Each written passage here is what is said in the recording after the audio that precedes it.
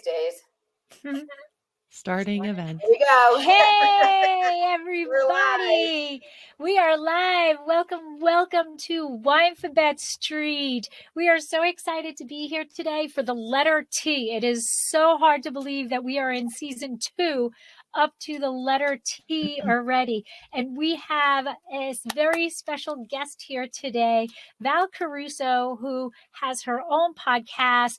And I listened to the podcast, and when I heard her talk about Tavel, her enthusiasm, her love for this wine region just came through. So when Debbie and I decided we were going to do T is for Tavel, I reached out to her and she graciously accepted. So welcome, Val. Thank you. It's so good to be here with you ladies. You guys have such a good time. I can tell. Oh, thank you. Thank you. So for those of you who don't know, I am Lori, your co-host, and my husband and I own Dracaena Wines in Paso Robles, best known for Cab Franc, but we now also have Chenin Blanc and a Rosé. And we are, I am also Sommelier certified, WSET level 2, and a champagne specialist. So Deb, how about you? I'm Debbie Giaquindo. I'm known as the Hudson Valley Wine Goddess. I'm a certified specialist of wine and a wine location specialist in port and champagne. I'm the author of a book, Tapping the Hudson Valley, Day Trips and Weekend Itineraries, visiting all the craft beverage producers and farmers markets and just about anything in the Hudson Valley. And I just recently opened up a restaurant in North Wildwood, New Jersey called Trio, North Wildwood. And you can come and you can buy a bottle of Lori's wine to go with your dinner. And that's probably it. That's all I can remember. My life has been so good past month. And our very special guest, Val, tell everybody about you.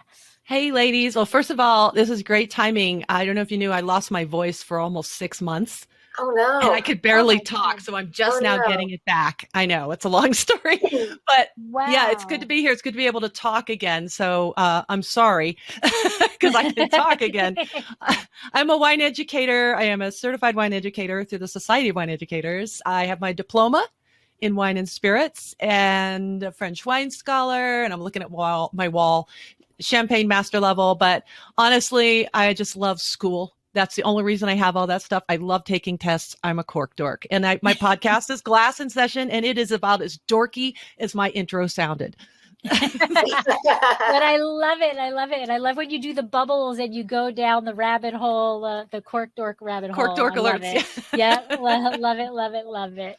All right. So I'm going to start the video so we can get in because, the most important thing is Debbie and I promised each other in like the middle of season 1 that we would not drink until we were together. So we're going to show the video so that we can drink. Yes. Oh, yes. Because I'm drinking. All right. I thought we were supposed to. We're going to start in 30 seconds.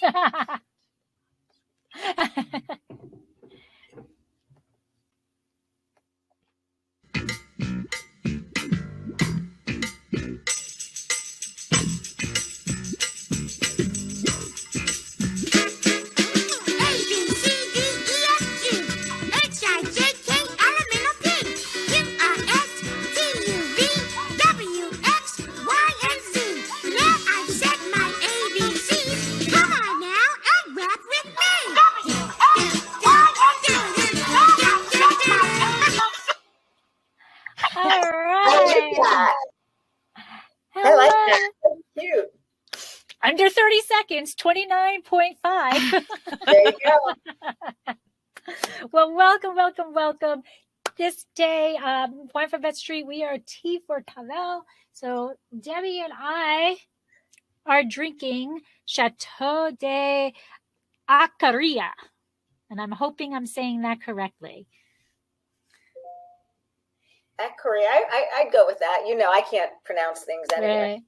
I Googled it. That's what somebody on YouTube, that's what somebody from Co-Brand. So we would like to also thank Co-Brand for sending us this sample. It was a Co-Brand video. So I'm hoping that he was saying it right. So here we go.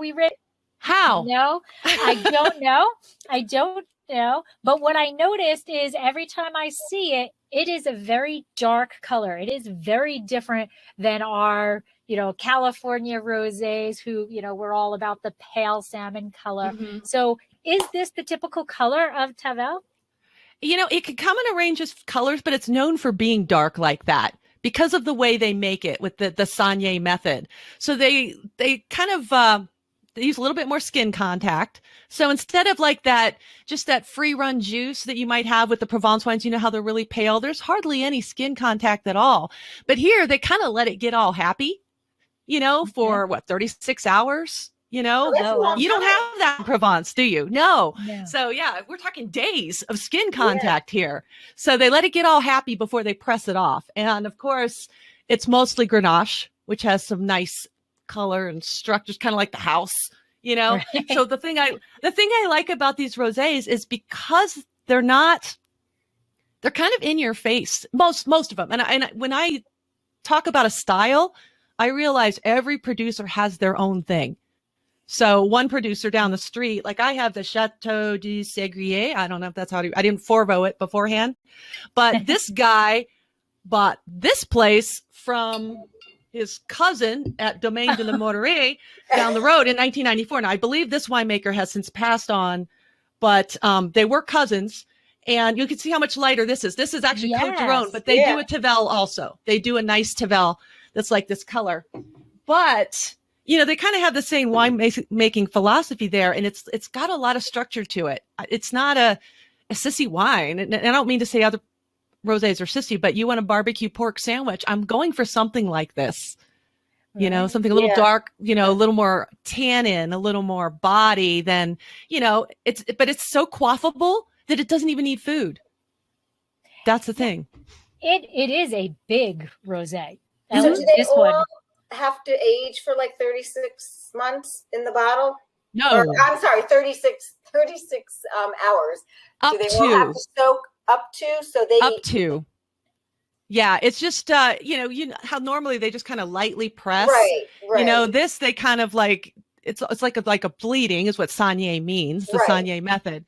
So yeah, it's just a little bit more skin contact for a longer amount of time. So you have time to transfer those tannins and those compounds that give that wine. It's the rosé that behaves like a red.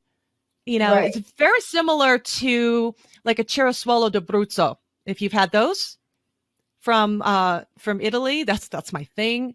But those are made with the Montepulciano d'Abruzzo grapes, and same thing. Lots of like dark red cherry colors. And some people don't even want to call it a rosé, but it's a rosé. This is a rosé. Rosé can come in a wide variety of shades and hues, colors and styles. So it's really kind of not fair to generalize them all as big, because there's probably a Tavel producer out there going, yeah, mine's a little bit more elegant. Maybe my soils are more sandy and I have a little more elegance in my wine. So we don't, and I don't know all the producers that well to even begin comparing like to Chateau de Carria, whichever one that you have. I've had that producer, but I wouldn't know it in a blind tasting, to be honest. Right, okay. But I've loved it. I know I drank the whole bottle.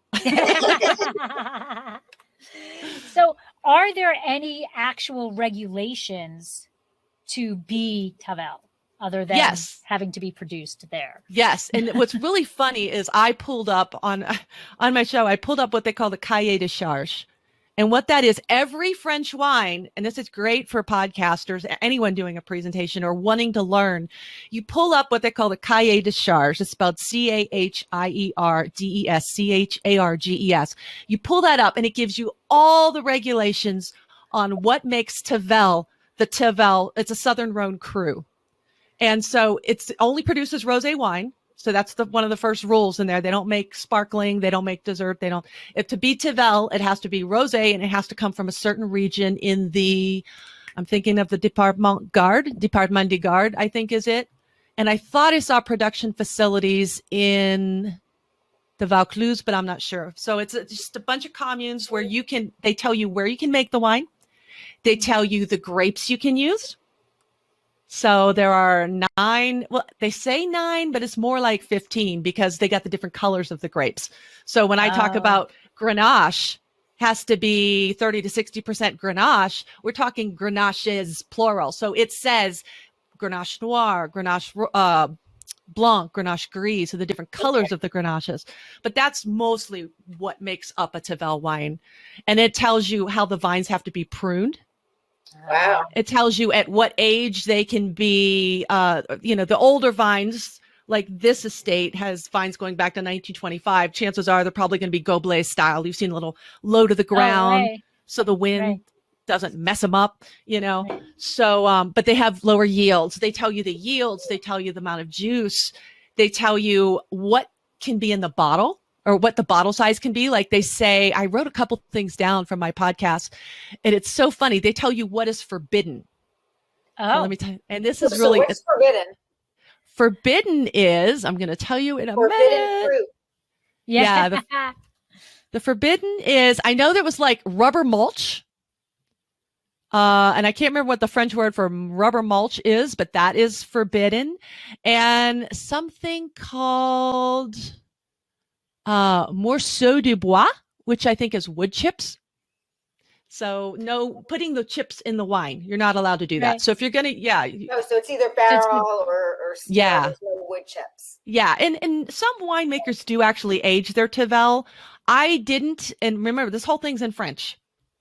So if you can read French, that's great.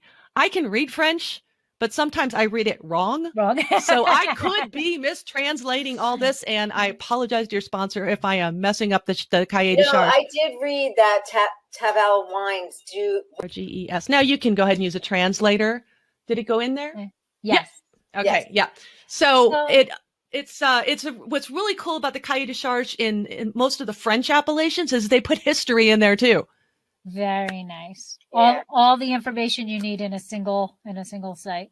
Yeah, and it's so helpful when you're studying, because I know for the diploma, you had to know what's minimum alcohol content, the sugar content, and I remember doing Bordeaux, which is not my favorite region at all, but we were doing all this. I know it's hard. I'm sorry, but it's hard, and it's all the sweet wines. And I remember writing. I give you credit because Italy.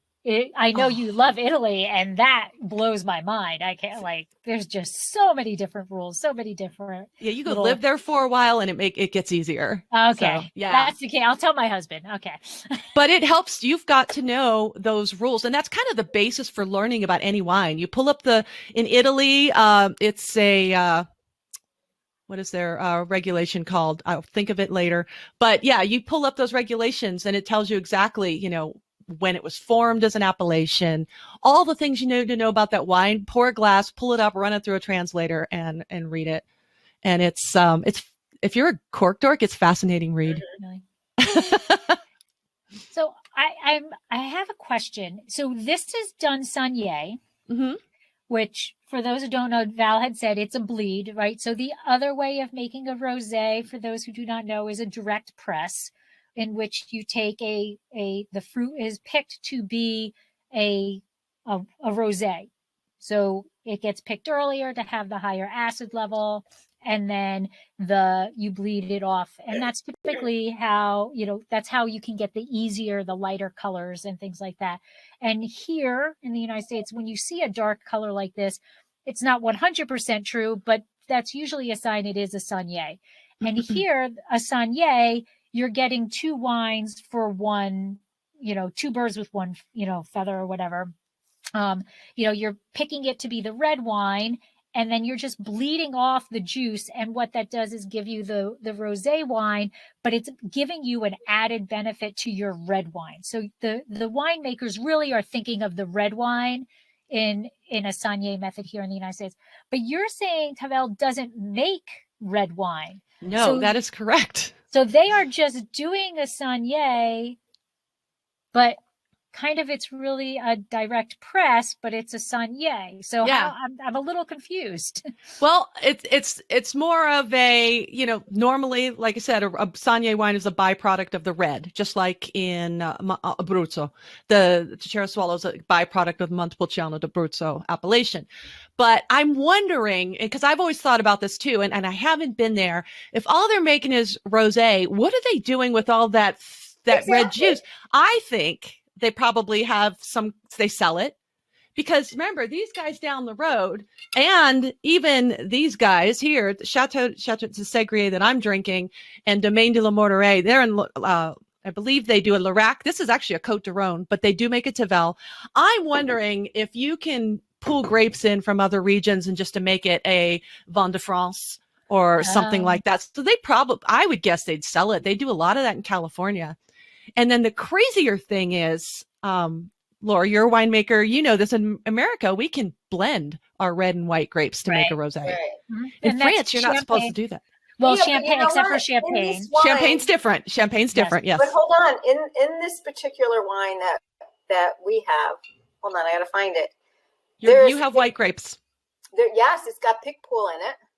Yes, and so there is a Picpoul Gris as well as the Picpoul Blanc, but they get around this by, it's almost like they do in the Côte de Rhône where they co-ferment the Viognier. They're doing a with the Syrah.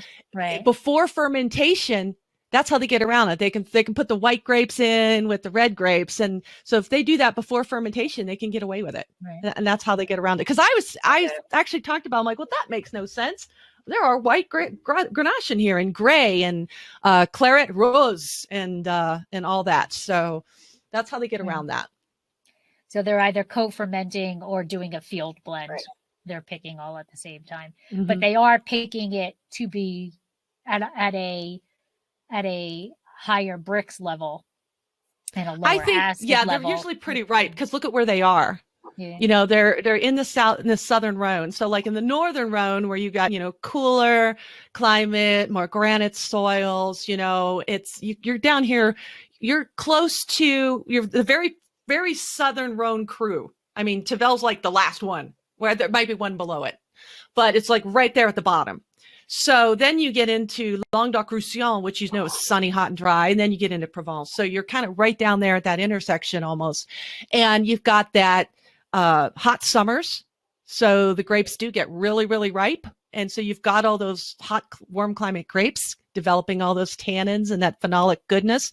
And then you've got that Mediterranean influence as well, which kind of allows them to have, kind of almost they still have a diurnal swing, but they have that warmer, warm summer or warm spring, hot summer, warmer falls, even though when I was in that area in November, all it did was freaking rain, but it wasn't freezing. So yeah, so they do have a warmer climate that allows them to fully ripen their grapes. And do you know, like what their soil is? Do you? They do. They have several kinds. And the interesting thing I think it's always fun to study Northern Rhone versus Southern Rhone, because Northern Rhone, mostly straight up Syrah, very few blends or Viognier, whatever you got. And then Southern Rhone, blend, all blends. And then you've got the soil differences. You got the climate differences. You got the topology differences. So yeah, you're dealing with more granite soils up in the Northern Rhone. And then you drop down in the Southern Rhone and you've got the alluvial soils. Okay. You've got the, what do they call it? Galets? I guess it's called galets. They're like big round river rocks. Right. Yeah. So they had it. Once upon a time, there was a glacier way back. Can't remember the period, if it was, of course, before dinosaurs, but the glacier carved through the Rhone Valley and it kind of tumbled those stones around and polished them and made them all rocky. That's kind of the alluvial area there. And now this glacier apparently lives somewhere in Switzerland, and those meltwaters also feed into the Rhone. So it's kind of doing double duty there, form the soil on these rocky plains. And then you've got these galets, which are the remnants of the last ice age, which whenever that was. So that was kind of cool. So you got these, and what they do is they hold on to the heat, just like in Châteauneuf-du-Pape. You got those big cailloux, they big, and they hold on to that heat and allow those vines to stay warm if a drop in temperature, during that diurnal swing. You've also got some sandy soils. I actually wrote them down because I know I'm trying to keep from like sucking all the oxygen out of this podcast here. So you got some sandy marl and some limestone. So some websites will say 4 different kinds of soil. I have like sand for elegance, limestone, marl, which gives you some of the aromaticity. Because if you stick your nose in the glass of Tavel, my nose It's not even in the glass before the aromas start hitting. Yeah, mine too. Right? So that's your aromaticity that you get. You're getting a lot of that. And of course that pre-soak, I'm sure, probably helps with the aromas. Also adds a little age worthiness. And then of course you've got those galets. So sand, limestone, marl, and the alluvial soils in the galets is generally what they have. And each website will magically make their soil the most amazing soil and elegant and fabulous and structure. You know, all those things. Absolutely. This one has everyone. Clay hillside soil. Yes. There are some, I was drinking. Which retains a little bit more water. So, yeah. And probably a little bit more heat too with the clay. Do you think? I think clay soils generally tend to be, they can absorb heat, but I've heard them before talked about as cool. Okay. So, yeah, I'm not too sure. Think of a mud bath. Yeah. You know how feeling of the mud bath. And I could not tell you which program it was where we had to know the difference between warm or cool soils. And I remember that was one of the ones that came up as cool in my memory. Again, I could be misremembering. I'm old, so. I think between the three of us. My mother always says CRS. Can't remember shit. Oh, we can swear. Good. Okay. Oh yeah. Oh yeah. So. What can, for somebody who has not had a Tavel, how do you describe this wine to somebody? What can they expect? What aromas would they typically get? Okay.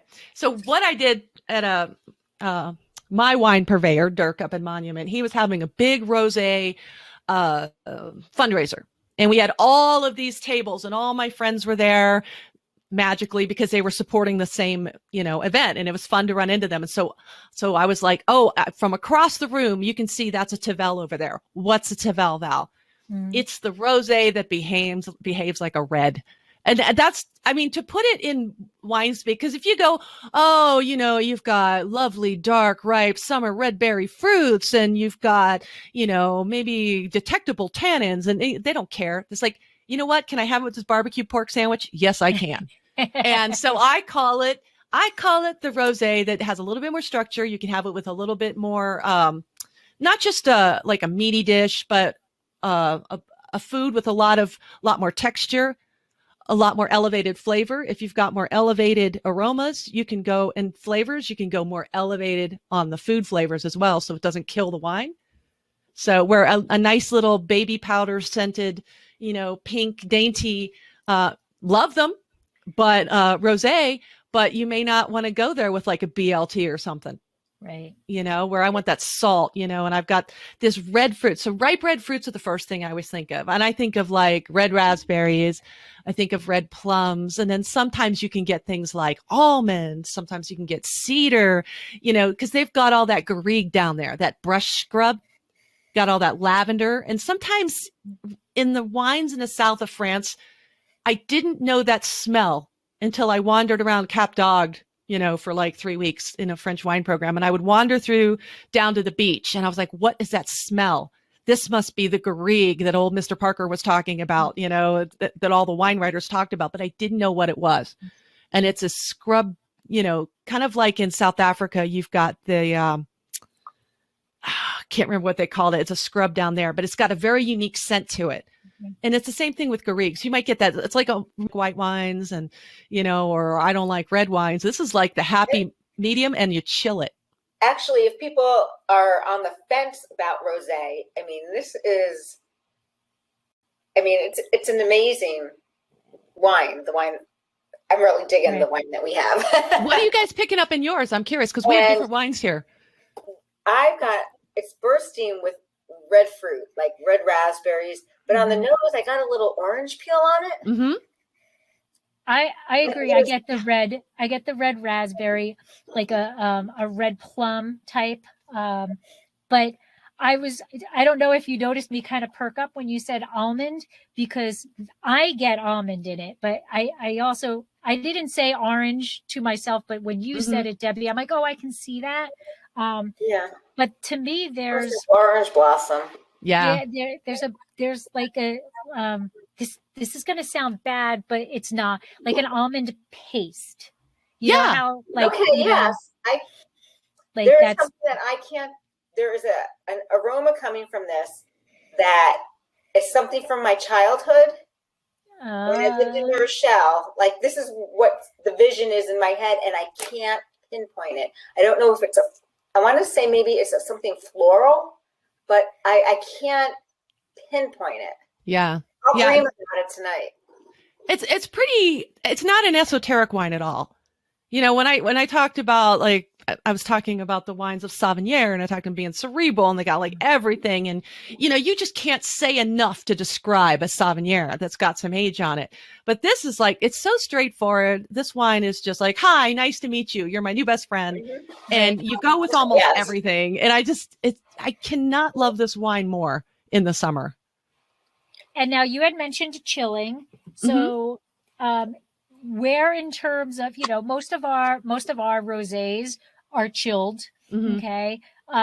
In terms of the temperature here, what would you recommend as a proper serving temperature for this? Or I don't think I want it at the same temperature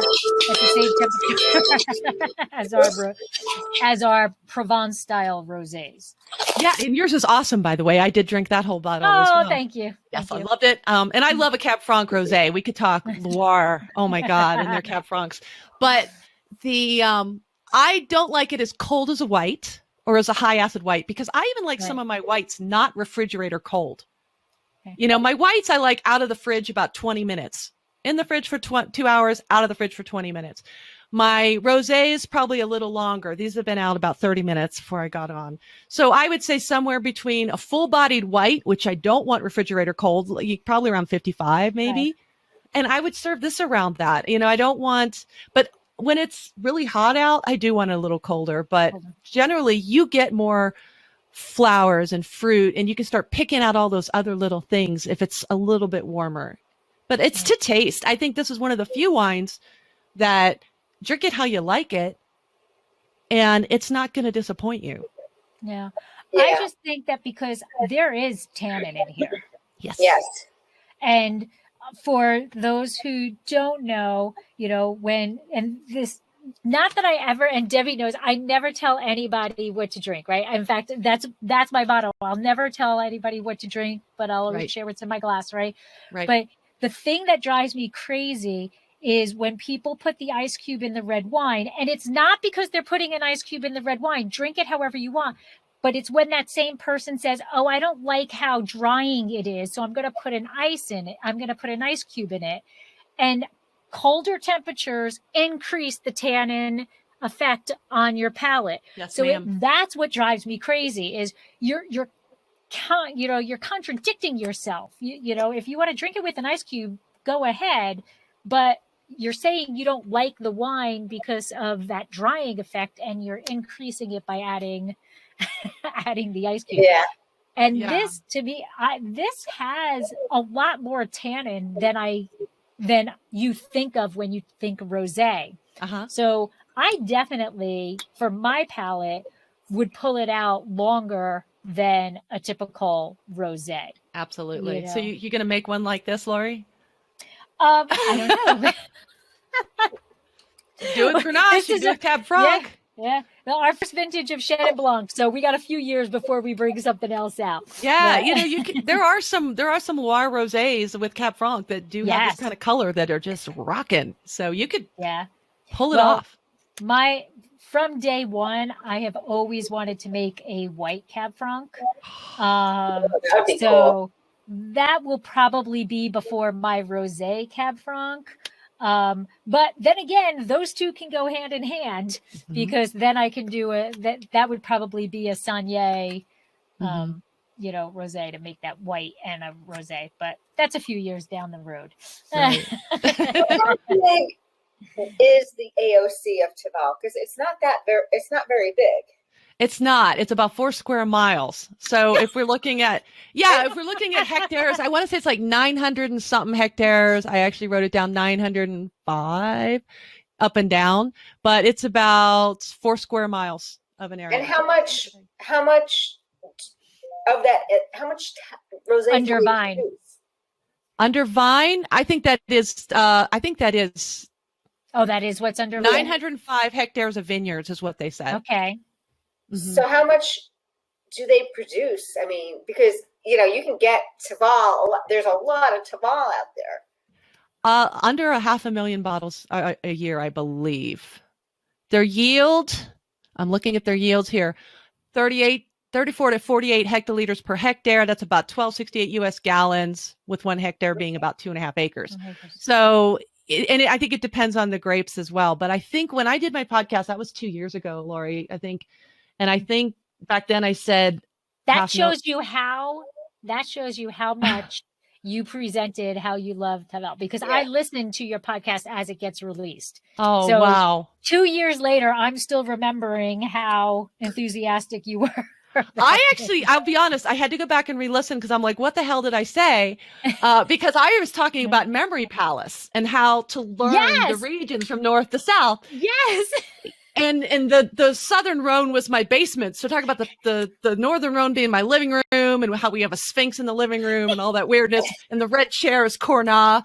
And then the downstairs was the southern Rhone, because think about it. When these vineyards were planted way back in like 890 BC or 897, they didn't have Google, and they didn't have, did they even have pen and paper? Barely, but they had to remember where everything was. And so I was talking about Memory Palace because I used it to learn the Rhone and Burgundy. And Tavel is this big table in my basement. Lori, if you ever come to Colorado, or Debbie, you'll see it. It's my big gaming table right in the middle of my bar, and they're surrounded by booze bottles and the wine chiller. And and that was how I remembered, the different crews. And there was a chair. There's chair was Lirac and the table was Tavel. And I couldn't remember what else I said about it. So I had to go back and listen to it. And I'm like, oh, Lori's a trooper. I thought it was awesome. I thought it was awesome. And I have to say, I didn't realize it was 2 years ago, because it is so fresh in my memory of it, right? Deb, as soon as we said Tavel, that was the first thing I said. Was like, oh, Val. What their tonnage can be and what they can produce. Is there any regulation of, how some AOCs and things, they can't release until the next January? Are there any kind of weird regulations? I'm looking. I didn't see anything about release date. And sometimes when I read these cahiers de charge and cahiers de charge, and they'll say, not to be released before 1 March the next year. Many of them say that, and I might just look over it going, yeah, that's boring. And so I may not have made note of it. So if there is a release date, it's probably something like that. The yields, I did write down as well. They have, it's vine density. Vine density. I wrote that down. 3,500 for Goblet, minimum 3,500 vines per hectare. If people are interested in vine density, I don't particularly. I wrote it down, but I don't ever talk about vine density unless it stands out. And the same with yield, the hectoliters per hectare. Depending on 1268 US gallons per 2.47 acres is about their yield. Let's see. Where is it? We didn't even talk about where it is. True. No, we didn't. Yeah, so let's talk about where it is. Well, I mentioned it was in the southern Rhone. I asked that, and then we kind of all got off, and I'm like, well, maybe she said it at the very beginning when we were talking, but I was like, yeah, no, it is in southern France. I think we did talk about that somewhere where the intersection of Languedoc-Roussillon and Provence, and then you go a little bit north, 15 kilometers northwest of Avignon. So if you've ever been there, across the river from Châteauneuf-du-Pape, we have Lirac and Tavel. They're neighbors. So like I said, both of these producers here make everything from Tavel to Lirac so they can probably, depending on where the grapes are growing, they make all of that stuff. That's a Côte de Rhone, but it's the same bottle. Let's see. They're on the western slope or the right bank of the Rhone. So Châteauneuf-du-Pape is kind of across and a little bit north. So a little bit further south. Okay. Yeah. Châteauneuf-du-Pape. So here's a very strange question. How wide is the Rhone? I mean, I don't need specific numbers. I don't know. Like, can I swim across the Rhone? I don't know. I'll be honest, I've never seen it. What is it? Right? I mean, because like I'm curious. There's so much, when you talk about Tavel, it always pops up right across the Rhone from Châteauneuf-du-Pape. But you know what? They do river cruises. I'll find out. The Rhone, like biking and stuff. And so it's got to be fairly wide. Right. So I'm curious if there's any, what's the effect of the Rhone? Is it similar effect of the Rhone on Châteauneuf-du-Pape as it has on Tavel? Because they're kind of sort of equidistant from east-west Rhone. Well, you got to figure out the aspect, because if you're looking at sun exposure, so probably different, because you got Châteauneuf-du-Pape's going to have the western exposure, right? If they're sloping down toward the Rhone, we're assuming, if they're sloping, the hillsides are sloping down toward the Rhone. So in this way, if you have sloping down toward the Rhone, which isn't the case with all of them, I believe, then you're not going to have the same effects. I mean, you still have a little bit of water, river effects or lake effects or whatever. But remember, you've got the Mediterranean influence as well. So I don't think I'm looking right here to see if we can know how wide it is. It is 813 kilometers long. Doesn't say how wide it is, Wikipedia.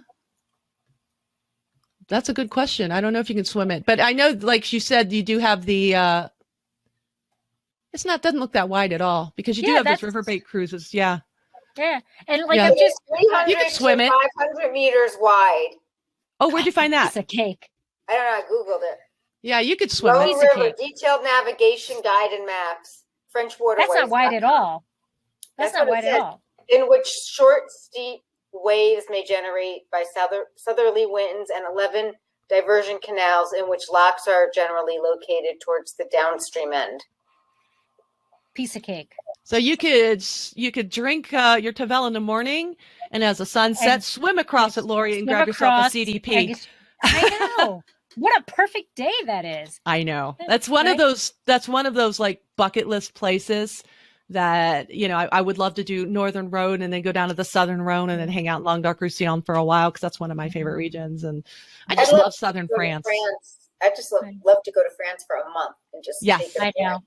You and me too, Deb. Yeah. Yeah, just don't do it in November when it's raining. Stupid me went and opened a restaurant. Yeah.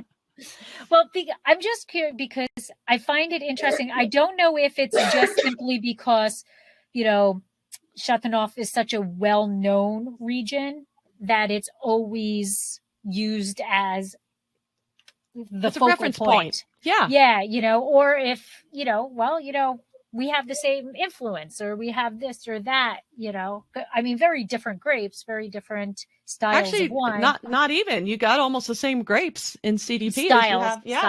Different style. Sorry. And actually these guys make Châteauneuf-du-Pape as well. So they make it all. Yeah.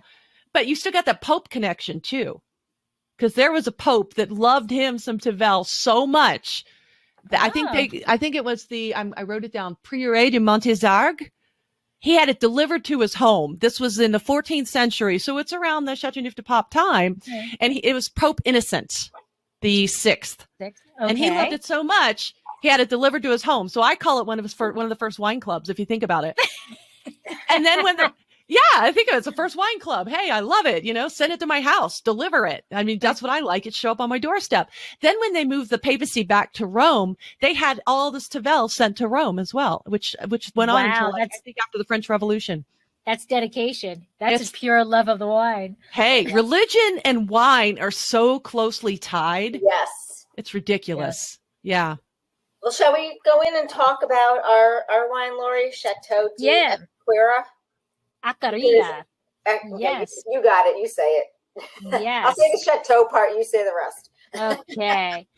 Because I found it very interesting because, like in France, you have a winery and your vines can be all over the place. You might have one row of vines, on street A, 3 rows of vines on street B, and this is all the vines are in one area.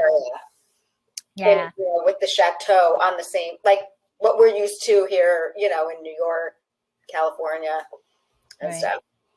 Yeah, so I will go into it. Let's see. Oh, cute. All right, so here we go. All right, so Chateau de Acaria is an estate winery in Tavel, and that's what Debbie was talking about. So it is actually 244 acres, of which they keep 161 acres under vine. And Chateau Acaria has been making wines in Tavel since the end of the 16th century. So they are actually one of the oldest wineries in the region. So maybe maybe the Pope was getting it, or no, I guess he would before that. But these were, it started with the monks. I need to go to the next slide.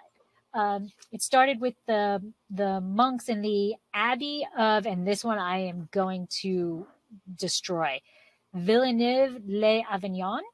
So the monks of Villeneuve-les-Avignon, and they actually transferred a large tract of the land to Count Acaria, which is where the winery's name comes from.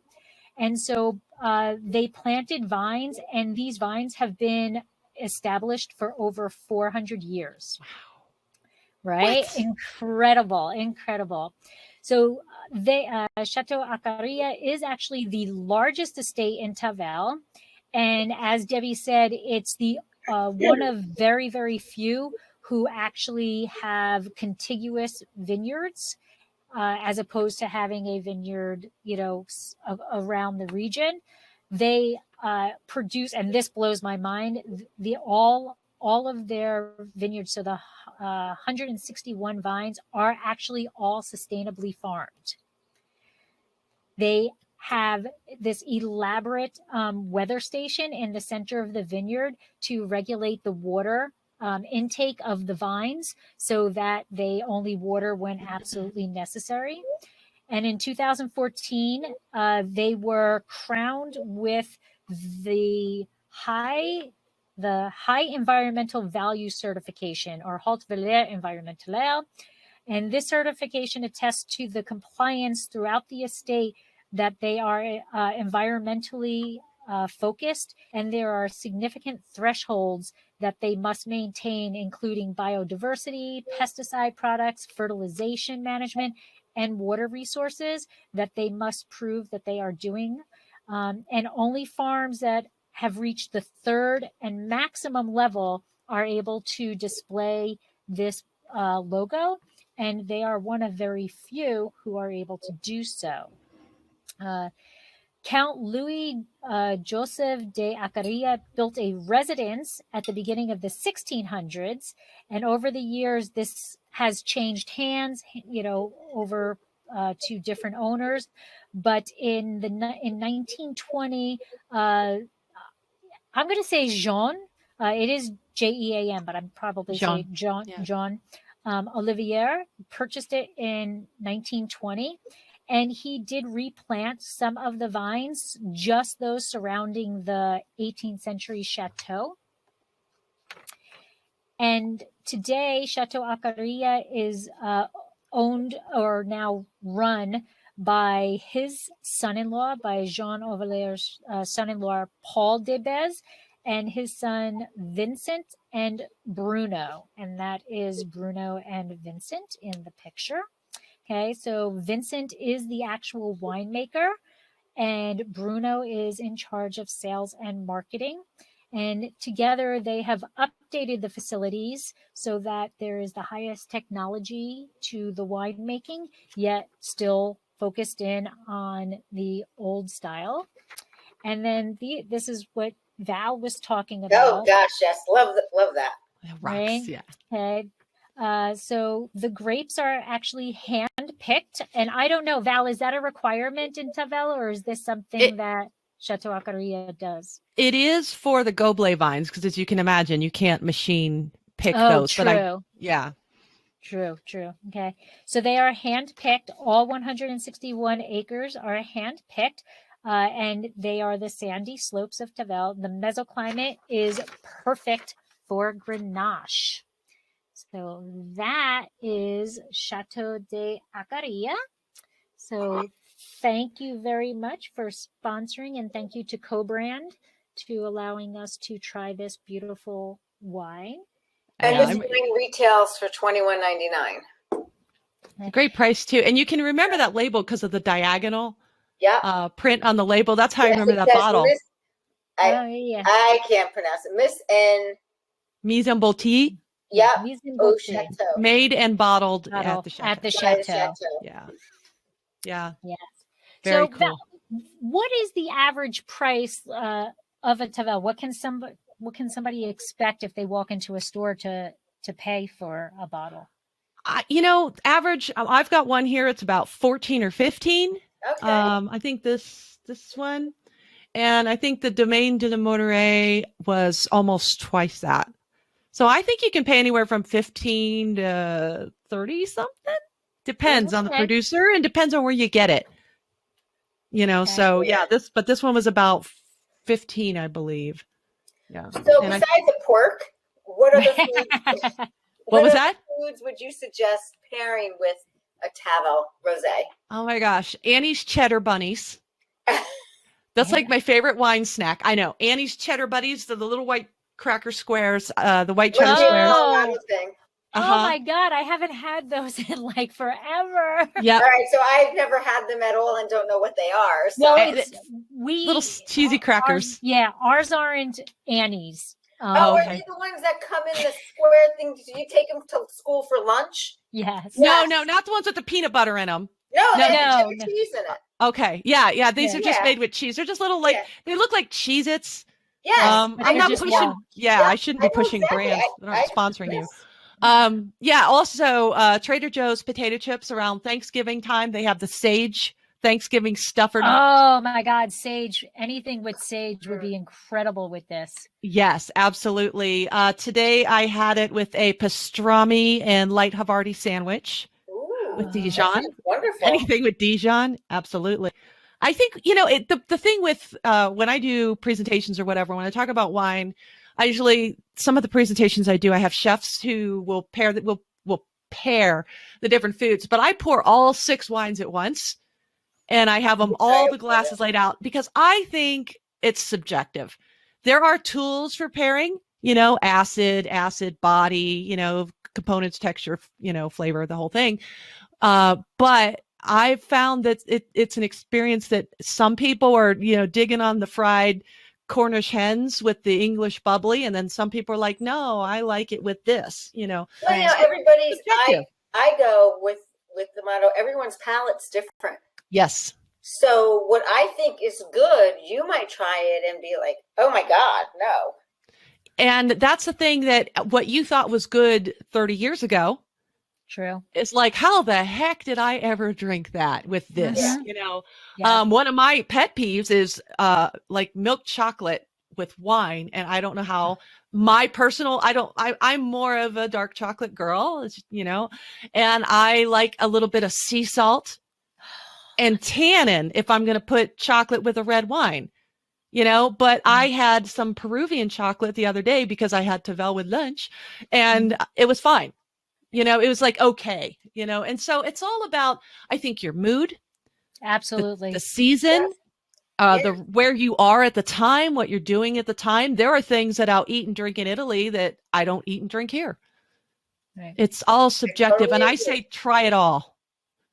So how about in the fall, how about pumpkin soup or pumpkin ravioli? Yes, ma'am. Absolutely. This would taste good with that.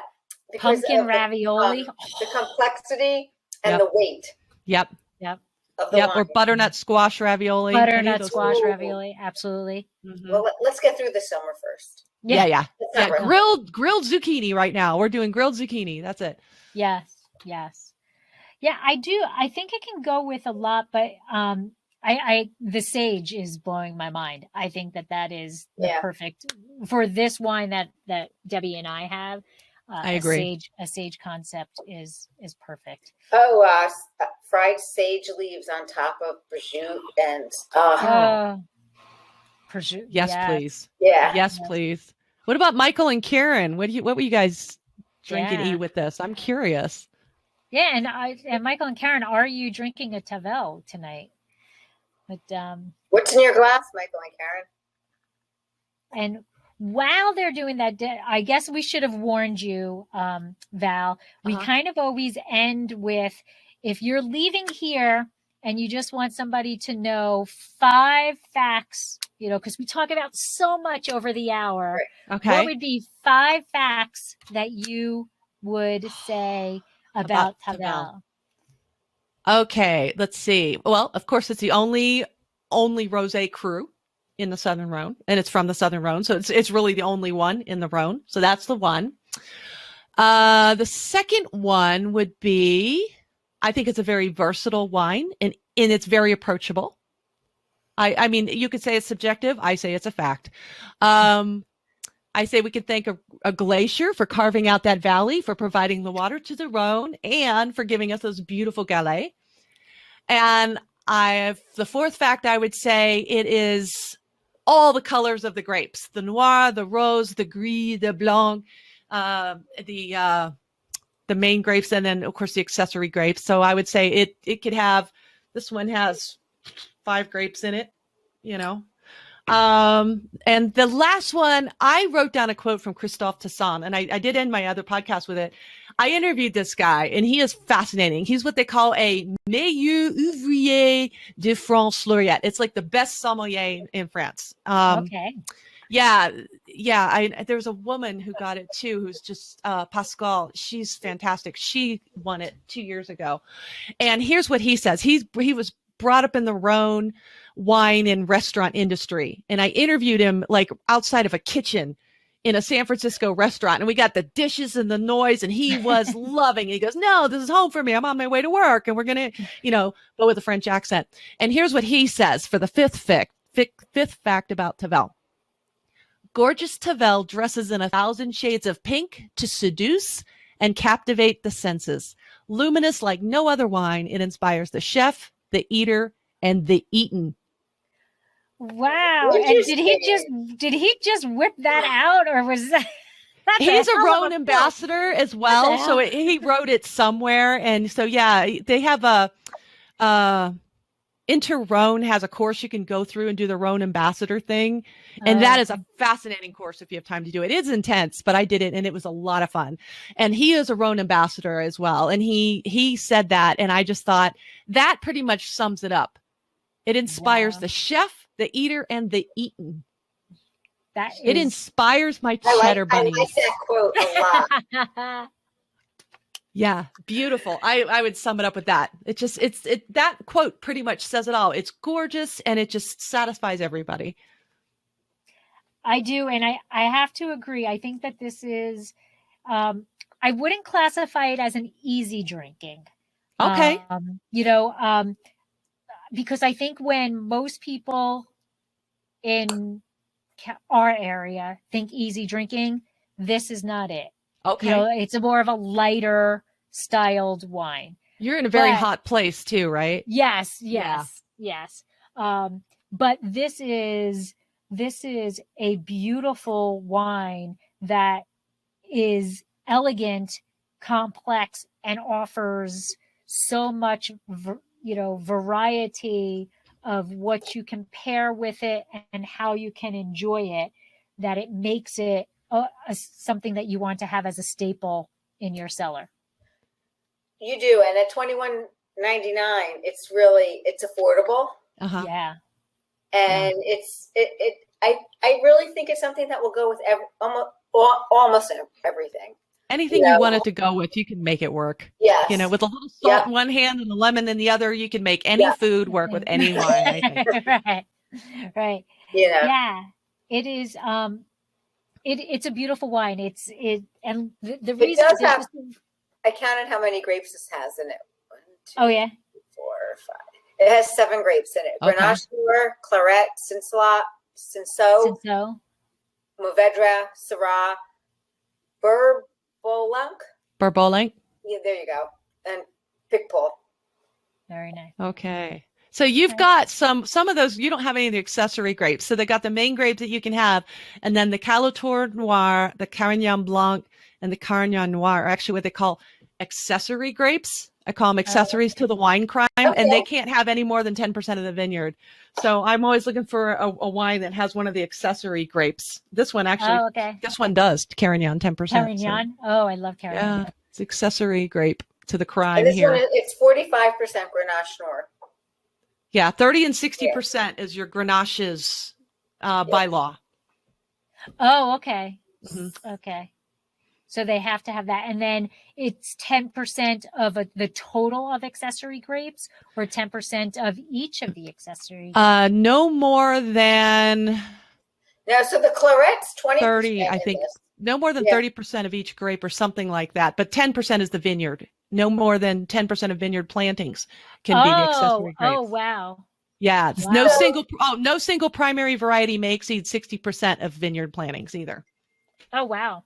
It's crazy. Wow. I mean, somebody's going to come into your vineyard and go, oh, I don't know, you got 61%. 62%, right? Yeah.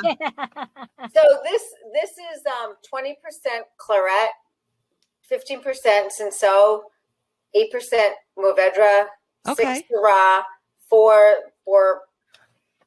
Blanc. Come on, Val, help me out here. The white grape. Yeah, 4 Blanc, and 2% Picpoul, and it was aged for 3 years. Nice. That's probably going to have a little bit more. We're drinking this upon release because it's 2021. Okay, so yours actually has a little more age on it, which has probably going to have a little more leaching from the wood, the tannins, a little bit more structure. And this one, my 2018, I bought it in probably 2018 or 2019. Well, I didn't buy it in 2018 because it wasn't made yet. So I probably bought it in 2019 or 2020. So yours is actually more aged, where mine's a little bit more, loose, if that's the right word. Wow. Interesting. Mm-hmm. So we're coming up on our 9 o'clock hour here. All right. Yeah. We try and keep it to an hour. I mean, we all can sit here and talk all night. Yes. About it. But it looks like Michael's heading to dinner with a Picpoul Blanc in hand. Yes. Enjoy, Michael. Yes. So next month we are talking Uni Blanc. Uh-oh. And we have a special guest and a sponsor, Hein Cognac. This is huge. Yeah. This is really huge. Okay. So we will be talking about cognac.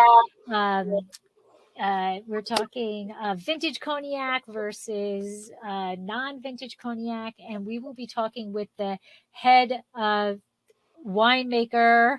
I don't know if they're actually called that. I think he's got a special name, cognac maker. Yeah, distiller. For Hein, and so we are excited about that. But Deb, the date. The date. Oh my gosh. I always count on Deb for the date. The third. It is July 19th. July 19th. And it's going to be at 1 p.m. Eastern time, 10 a.m. Pacific time, and fill in the blanks if you live somewhere else in the country. Yes. So I will be sipping on cognac at 10 in the morning. Yes, ma'am. And I will be happy to do so. And I'll be sipping on it before I go into work to run the restaurant. You'll need it. Yeah. Oh, let me tell you, that'll be the heat of the summer. Oh, wait, it's the 19th? 19th, yes. Okay. I might have it. We'll talk. Yeah. So, Val, I just want to thank you very much for being so generous with your time and your knowledge and sharing it with us and spending your evening with us.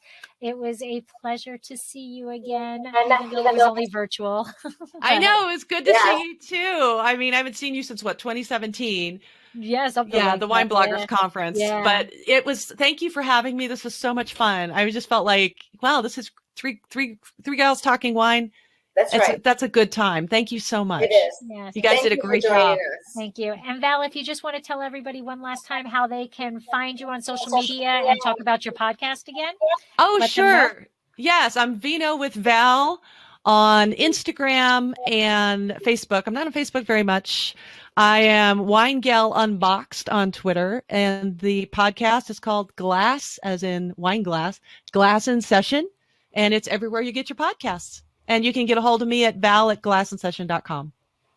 And I highly recommend it. I listened to it. Yeah. Yes. So thank you, everybody. Thank you for joining. And thank you, Val, for being our special guest. And I hope to talk to you again soon. I hope so. Thank Take care, you. lady. Bye-bye. Bye. Bye.